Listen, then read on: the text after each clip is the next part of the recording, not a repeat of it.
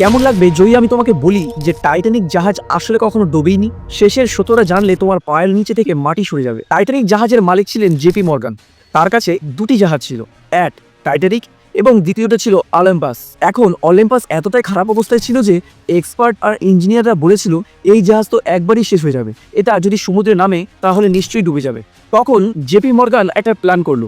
সে বড় বড় সব ব্যবসায়ীকে ডাকলো এবং বলল, ভাই একটা দারুণ বিজনেস আইডিয়া নিয়ে তোমাদের সাথে কথা বলবো, সবাই চলো টাইটানিকে করে একটা ট্রিপে যাই। এখন মজার ব্যাপার হলো তার সব ব্যবসায়িক শত্রু বা কম্পিটিটররা সেই ট্রিপে যাচ্ছিল টাইটানিক জাহাজে করে। কিন্তু এর ব্যাকস্টোরি শুরু হয় 2 মাস আগে থেকে।